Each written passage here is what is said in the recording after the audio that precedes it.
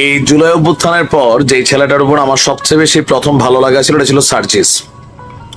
অসাধারণ কথা, বাচনভঙ্গি, এমনকি মনে হচ্ছিল একটা ড্রিম যেটা পুরো বাংলাদেশ দেখছে, যে আগামী দিনে একটা বাংলাদেশ হবে কথায় না বড় হয়ে কাজে বড় হবে, এমন একটা টিম আমরা চাইছি। ইভেন যাদের হাত ধরে অনেক কিছু পরিবর্তন হবে, কথায় না বড় হয়ে কাজে বড় হবে, রাইট?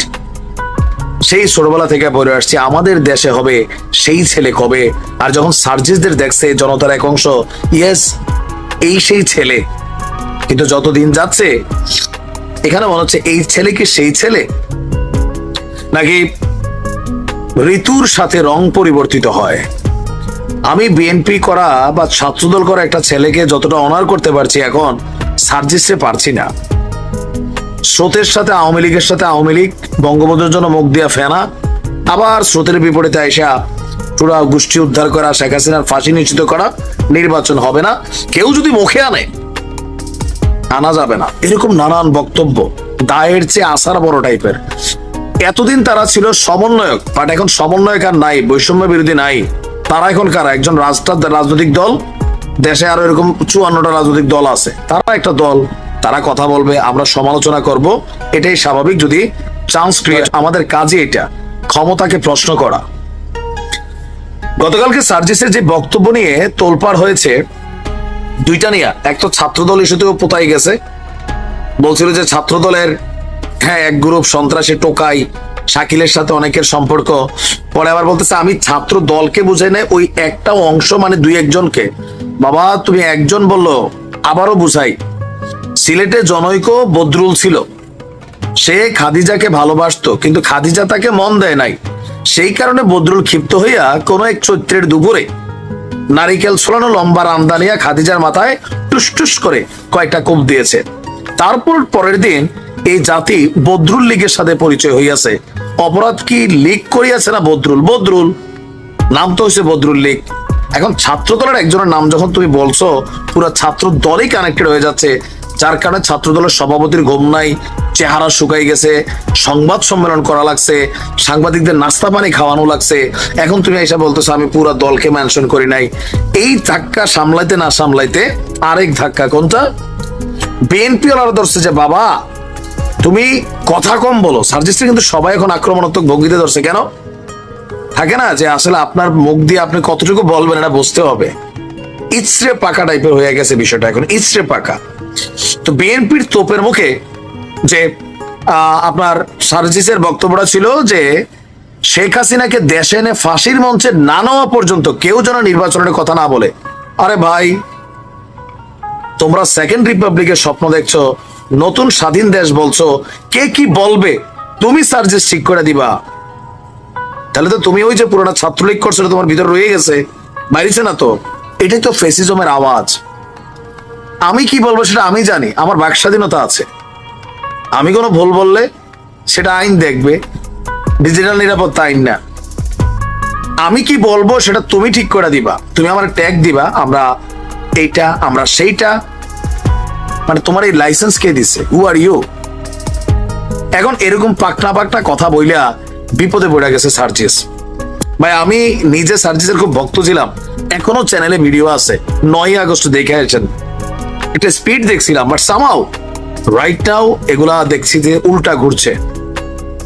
আচ্ছা, তো এখন এই যে বক্তব্য দিয়া ঠেলা সে সামলাইতে না পাইরা, এখন সে বলছে যে এই বক্তব্যের সঙ্গে নাকি সরাসরি নির্বাচন পিছিয়ে যাওয়ার যে সম্পর্ক দেখানো হচ্ছে সেটা কখনো সেভাবে সম্পর্কিত। তো কোনটা? বিএনপি মনে করছে যে শেখ হাসিনার ফাঁসি কালকে যদি গ্রেপ্তার হয় 15 বছর লাগবে।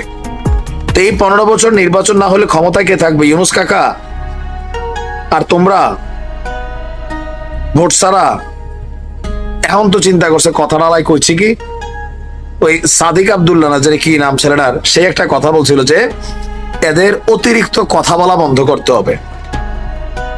অতিরিক্ত কথা বলা, আর অতিরিক্ত কথা বলে এক একজন এরকম ঘাড় গোন নাড়া দিয়া, এটা পুনপুন্না ভাব আসছে, এটা থাকবে না।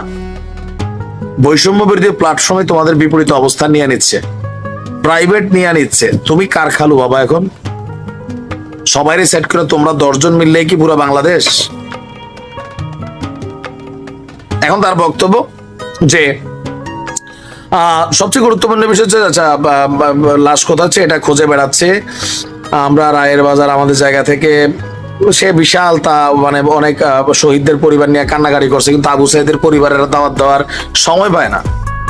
জুলাই আগস্টের মতো এত একটা মহান দায়িত্ব ছিল, এই ফান্ডিংটা প্রত্যেকটা মানুষের সুষ্ঠুভাবে দিয়ে আসতে পারতো, সে ছেড়ে দিছে রাজনীতি দল করার জন্য। এখন এসে বক্তব্য চেঞ্জ করলে যে মানে শেখ হাসিনার ইস্যুটার সাথে নির্বাচন, তোমরা তো বলতেছো যে নির্বাচনটা মুখে আনা যাবে না, অন্য সার্কামস্টেন্সে নির্বাচন পিছাইতে পারে, ডাজন্ট ফ্যাক্ট। কিন্তু শেখ হাসিনার ফাঁসি না হলে বিচার না অবৈধ কেউ নির্বাচনের নাম মুখে আনবে না। যদি কেউ আনে যারা নির্বাচন চায় না তারা এটা সেটা কি হোয়াট, এটা পরামর্শ ফ্রিতে হচ্ছে, যা বলবা ভেবে চিন্তে বলবা, নয়তো বিপদে পড়বা। শেখ হাসিনার একটা ওয়ার্ড শেখ হাসিনারে বাংলাদেশ ছাড়া পালাইতে বাধ্য করছে। কি ছিল প্রশ্নটা? ওটা কি মুক্তিযোদ্ধার নাতি নাতিরা পাবে না, রাজাকারের নাতি নাতিরা পাবে? জাস্ট একটা ওয়ার্ড, মিস ওয়ার্ড, শেখ হাসিনার এই সাম্রাজ্য ভাঙা চুরা তোমরা তছনছ করে দিতে পারছো। তুমিও বুঝো, ছাত্রলীগ করে আসছো, ব্লুটুথ বয় কিন্তু হ্যাভি মেধাবী, বাট থাকে না যে অতিরিক্ত মেধা মাঝে মাঝে বিপদ ডেকে আনে।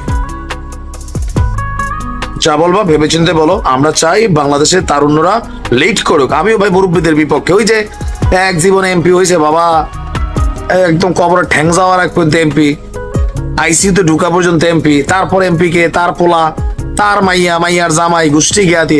I don't like this. পরিবর্তন আমরা চাই, নতুনরা আসতে হবে, ইয়াং জেনারেশন লিড করতে হবে। বাট তোমরা যারা রাস্তা দেখাবা, এটা সময় তোমাদের নিজের আগে ঠিক থাকতে হবে, ঠিক আছে? খেলাটা শুরু করছে কিন্তু জাতীয় নাগরিক পার্টির যে নেতারা আছে তারাই। আর মূল কারণটা হচ্ছে নিজেরা ক্ষমতায় যাওয়ার জন্য। কারণ তারা বিশ্বাস করে তারা ক্ষমতায় গেলে বাংলাদেশ অন্যরকম হয়ে যাবে, কিন্তু আদৌ কি তাই? এটা কিন্তু তা না। এদের বিরুদ্ধে নানান অভিযোগ, বঞ্চনার অভিযোগ, তারপর হচ্ছে ধরেন দায়িত্বহীনতার অভিযোগ বাংলাদেশের মানুষ দেখে ফেলছে, দেখছে না, দেখে ফেলছে। সো তারা সরকারে গেলে এই দেশকে একদম জান্নাত বানাই ফেলবে, এইটা বাংলাদেশের মানুষ এখন আর বিশ্বাস করে না। তবে তাদের ভোট আছে, কালকে আমরা দেখছি একটা জরিপে। এখন প্রশ্ন হচ্ছে, আওয়ামী লীগকে বিদায়ের পর বিএনপিকে নিয়ে টানা হুমকি ধামকিমূলক অনেক কথাবার্তা ছাত্ররা বলেছে। কিছু কিছু ক্ষেত্রে যৌক্তিকত আছে, আবার কিছু কিছু ক্ষেত্রে যৌক্তিকত নাই। যেমন ধরো তারেক রহমান, মির্জা ফখরুল, ওনাদেরকে নিয়ে কথা বলতে গেলে রেসপেক্ট থাকতে হবে। বিএনপির নেতা কর্মীরা এতদিন ইশারা ইঙ্গিতে বাবা, সোনা, ছোট ভাই বইলা ডাইকা ডুইকা কথা বললেও এই প্রথমবারের মতো জাতীয় নাগরিক পার্টি অথবা যারা বিএনপিকে নিয়ে তাংভাং করে এদের অস্তিত্ব রাখবে না, কিন্তু ডাইরেক্ট আওয়াজ আসছে। আওয়াজটা কে দিছে? আপনার বিএনপির স্থায়ী কমিটির সদস্য ইকবাল হাসান মাহমুদ চুকু, তিনার বক্তব্যে ছাত্র দলের পোলাপাইন, আওয়ামী লীগ যুব দলের পোলাপাইন, বিএনপির পোলাপাইন সবাই করতালি দিছে।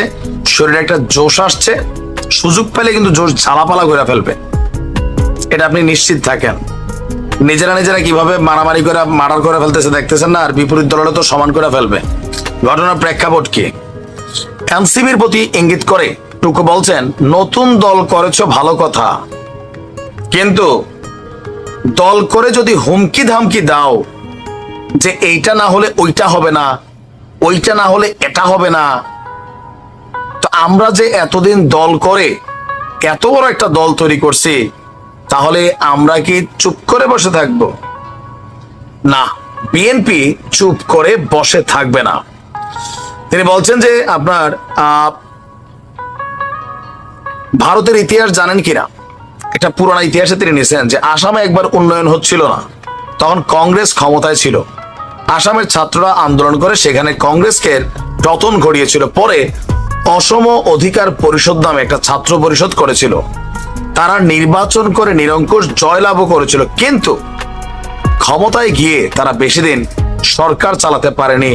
9 মাস কি 1 বছর হয়েছিল, তারপরে সেই সরকারেরই পতন হয়েছে। ইশারা ইঙ্গিতটা কোথায় দিয়েছে বুঝছেন? সুতরাং এটা নয় যে পৃথিবীর ইতিহাসে ছাত্ররা সরকার গঠন করেননি, কিন্তু ছাত্ররা চালাতে পারেননি। আপনারা রাজনৈতিক দল করছেন, কিংস পার্টি বললে আপনারা বলেন জিয়াউর রহমান কিংস পার্টি করছিলেন, জিয়াউর রহমানের ম্যান্ডেট লাগেনি, এই কথা বললে ভুল হবে। তিনি জনগণের কাছে গেছেন, হ্যাঁ না ভোট করেছেন। তিনি এই দেশের রাজনৈতিক দল বিএনপি গঠন করেছেন, যা আজকে দেশের সবচেয়ে বড় দল। যে দলের একটি কর্মীও নির্যাতনের মুখে ভয় পায় না, দল ছেড়ে অন্য কোনো দলে যায় না, তাদেরকে আপনারা অন্য দলের সাথে মানে কি বলে যে জাতীয় নাগরিক পার্টিকে বিএনপির সাথে তুলনা করলে ভুল করবেন। আপনারা জিয়া হয়ে যাননি, যাদের কথা ছিল দেশের মানুষকে আলো দেখাবে, যাদের দেশের মানুষ ভোট দিয়েছিল। আচ্ছা, এখানে বিভিন্ন লম্বা ছিল ইতিহাস। সোজা বাংলায় তিনি বলছেন যে বিএনপি পয়সা পয়সা আঙ্গুল চষবে না। যেই ঘোলা পানি তৈরি করা হয়েছে, সেই ঘোলা পানি থেকে বিএনপিও স্বীকার করতে জানে তো অবশ্যই। আমি তো আবারও বলি, 17 বছর যারা মানে 17 বছর আগে আর আজকের মধ্যে পার্থক্য কি? মিডিয়া। এই যে আপনি ফেসবুক খুললে ধর্ষণের ঘটনা শুনছেন, বিভিন্ন লুটপাটের ঘটনা দেখছেন, চাঁদাবাজির ঘটনা দেখছেন, এটা কেন হচ্ছে মিডিয়া। আগে আপনার এলাকায় একটা ঘটনা হলে পত্রিকার মধ্যে আসতো, আপনি বিটিভিতে দেখতেন, ইটিভিতে দেখতেন। ইটিভি বিটিভি অলওয়েজ নিয়ন্ত্রিত ছিল, পত্রিকা নিয়ন্ত্রিত ছিল। এখনকার দিনে এটা পরিষ্কার। বাট এখন যে পত্রিকার নিউজটা ভুল, এটা প্রমাণ করে কিসে? Social media. এখন সোশ্যাল মিডিয়ার যুগটা একটা ডিফারেন্ট স্টেজ কিন্তু তৈরি করে দিচ্ছে, বুঝতে পারছি। তো এখন বিএনপি যখন কোনো ঘটনা ঘটায়, এটা মুহূর্তের মধ্যেই ফেসবুকে চলে আসে। আবার যে বৈষম্য বিরোধীরা বিভিন্ন জায়গায় লুটপাট, চাঁদাবাজি, মানুষের বাড়িঘর দখল করতেছে না, পাগল টাগল ঢুকাইয়া 20টা যে কি একটা মাইয়া, হ্যাঁ কোন দলের জানিও না, এরা তো এগুলো করতেছে, এদের মধ্যে তো এগুলো আছে। লুটপাটের খবর পেলে সবাই ঝাঁপাইয়া পড়ে।